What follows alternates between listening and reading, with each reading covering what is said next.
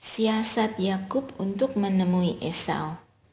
Yakub melanjutkan perjalanannya, lalu bertemulah malaikat-malaikat Allah dengan dia. Ketika Yakub melihat mereka, berkatalah ia, "Ini tentara Allah." Ia pun menamai tempat itu Mahanaim. Sesudah itu, Yakub mengirim utusannya lebih dahulu menemui Esau saudaranya ke tanah Seir, daerah Edom. Ia memberi perintah kepada mereka, "Beginilah kamu katakan kepada tuanku Esau, beginilah kata hambamu Yakub, aku telah menumpang pada Laban sebagai pendatang dan tinggal di situ selama ini.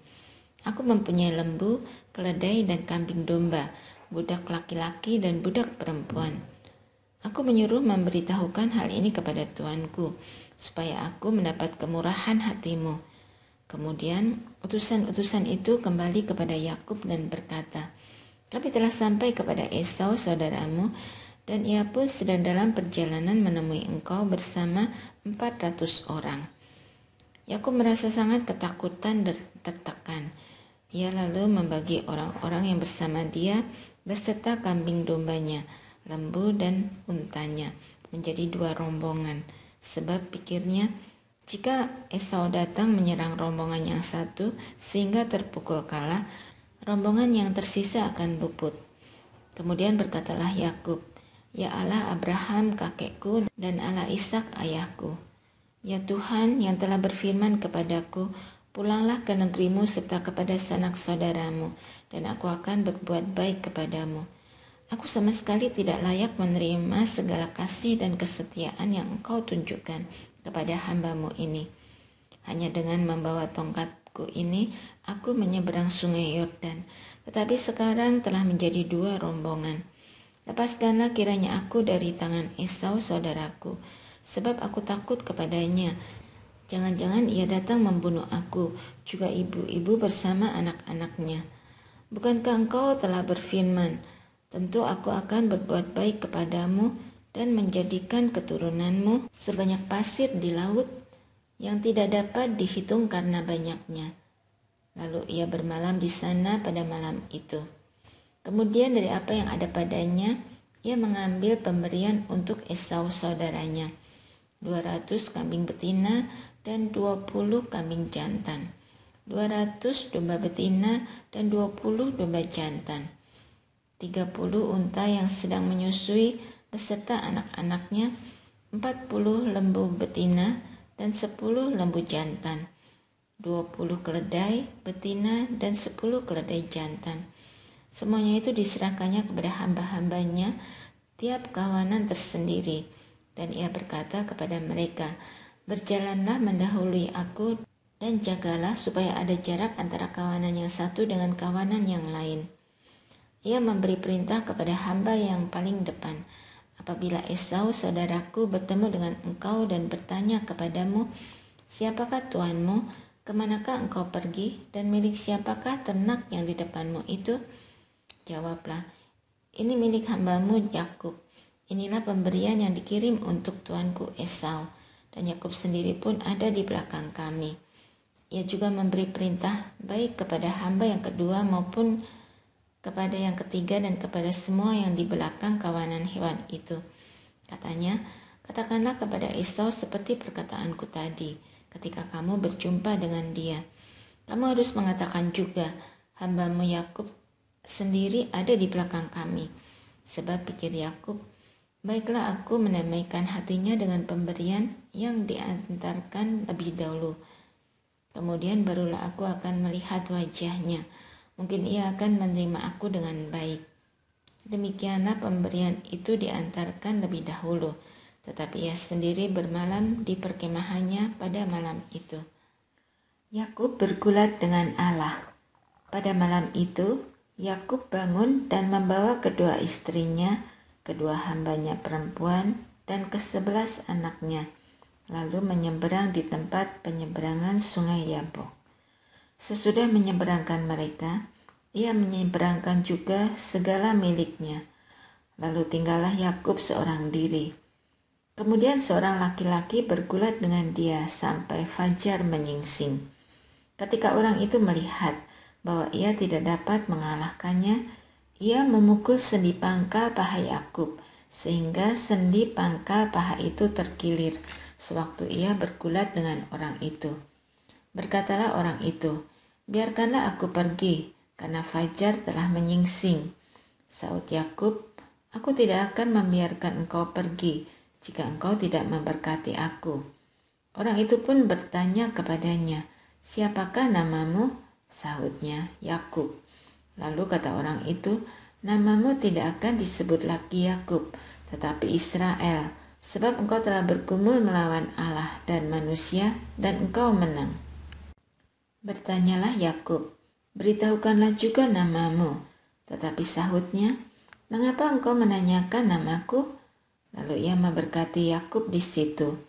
Yakub menamai tempat itu Peniel, sebab katanya, "Aku telah melihat Allah berhadapan muka, tetapi nyawaku selamat." Matahari telah terbit di atasnya ketika ia melewati Peniel, dan ia pincang karena pangkal pahanya.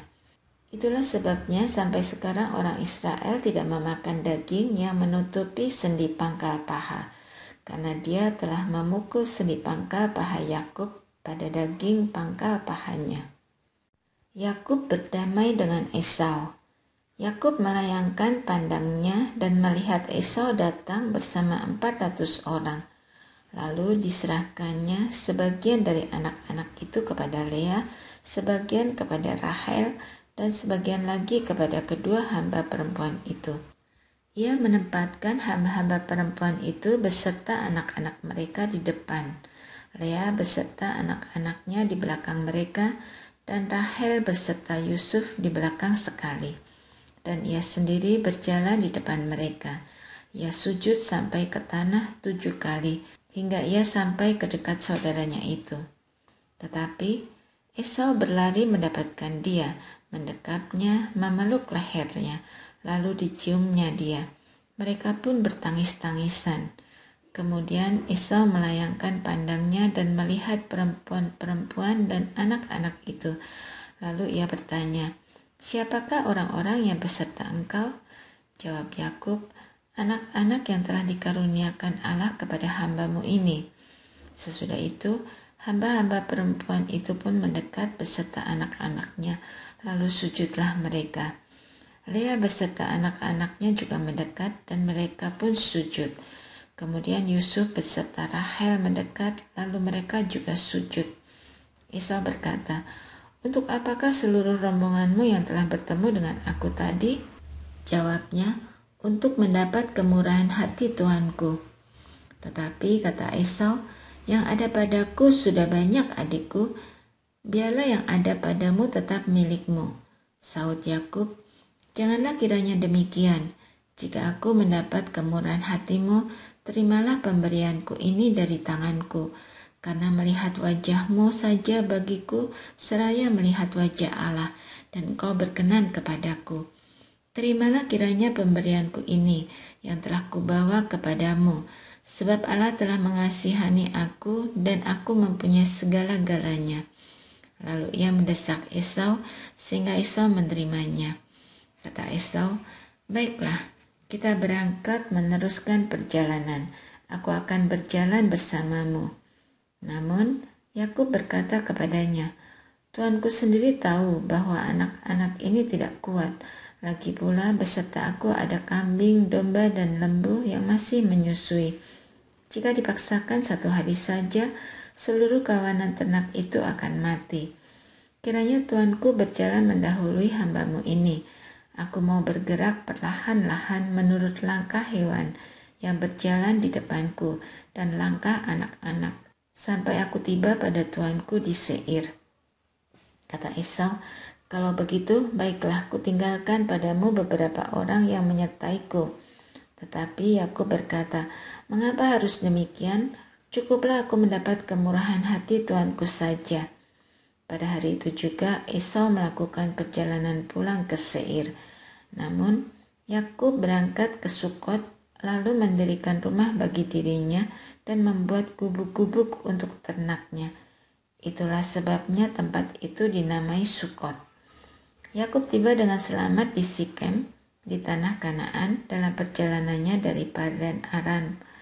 Lalu ia berkemah di sebelah timur kota Sikem. Kemudian ia membeli dari anak-anak Hemor, anak Sikem, sebidang tanah seharga 100 kesita. Di situ ia memasang kemahnya. Ia mendirikan mezbah di situ dan menamainya El, adalah Allah Israel. Dina dan Sikem. Suatu ketika, Dina, anak perempuan Lea yang dilahirkannya bagi Yakub, pergi mengunjungi perempuan-perempuan di negeri itu. Ketika Sikem, anak Hemor, orang Hewi, penguasa negeri itu melihat Dina, ia melarikannya dan memperkosanya.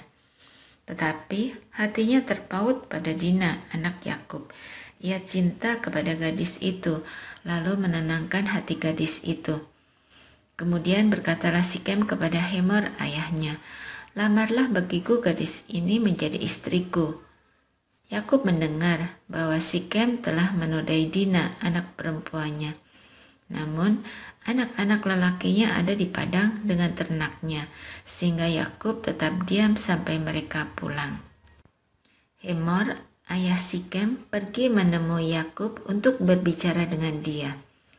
Ketika anak-anak Yakub pulang dari padang, mereka mendengar peristiwa itu.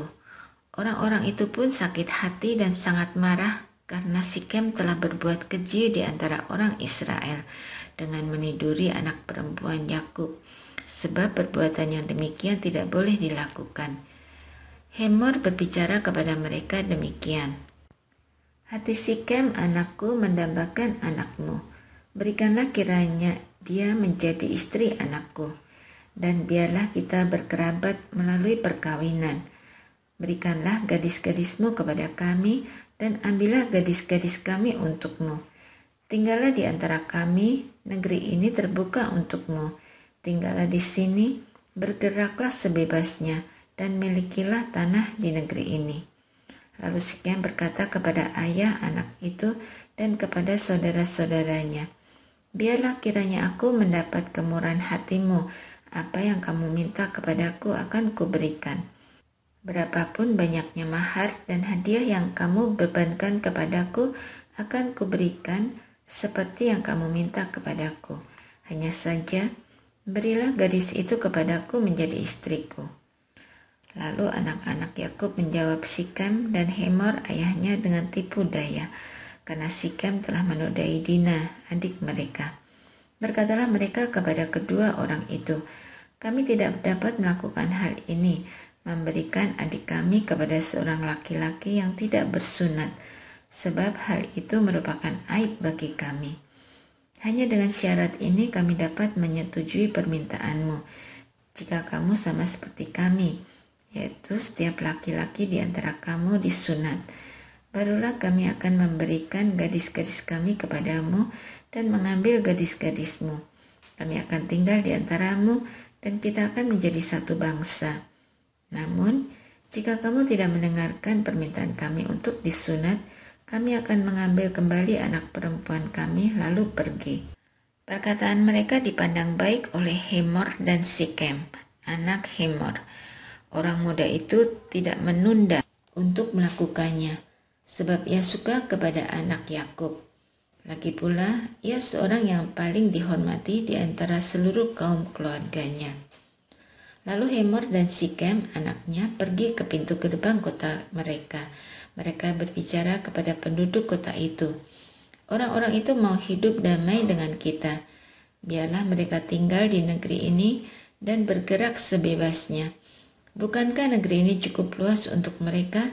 Kita dapat mengambil gadis-gadis mereka menjadi istri kita, dan kita dapat memberikan gadis-gadis kita kepada mereka. Namun, hanya dengan syarat ini orang-orang itu setuju tinggal di antara kita, sehingga kita menjadi satu bangsa, yaitu setiap laki-laki di antara kita disunat, seperti mereka juga disunat. Ternak, harta benda, dan segala hewan mereka, bukankah semuanya itu akan menjadi milik kita? Biarlah kita menyetujui saja permintaan mereka, supaya mereka tetap tinggal di antara kita." Usul Hemor dan Sikem anaknya disetujui oleh semua orang yang datang ke pintu gerbang kota itu. Lalu disunatlah setiap laki-laki semua yang datang ke pintu gerbang kota. Pada hari ketiga, ketika mereka sedang kesakitan, Simeon dan Lewi, dua anak Yakub, saudara-saudara Dina, mengambil pedangnya masing-masing. Mereka menyerang kota itu tanpa ada perlawanan, serta membunuh setiap laki-laki. Juga Hemor dan Sikem anaknya, mereka bunuh dengan mata pedang. Mereka mengambil Dina dari rumah Sikem lalu pergi. Kemudian datanglah anak-anak Yakub merampas milik orang-orang yang terbunuh itu, lalu menjarah kota itu karena adik mereka telah dinodai. Kambing domba dan lembunya, keledainya, dan segala yang ada di dalam dan di luar kota itu mereka bawa. Segala kekayaannya, semua anaknya dan perempuannya mereka tawan dan jarah, termasuk segala yang ada di rumah-rumah. Yakub berkata kepada Simeon dan Lewi, "Kamu telah mencelakakan aku dengan mencemarkan namaku kepada penduduk negeri ini, kepada orang Kanaan dan orang Feris, padahal orang-orangku sedikit jumlahnya. Apabila mereka bersekutu melawan aku, tentulah mereka akan mengalahkanku dan aku akan dibinasakan, aku beserta seisi rumahku." Namun jawab mereka, "Mengapa adik kami diperlakukan seperti seorang pelacur?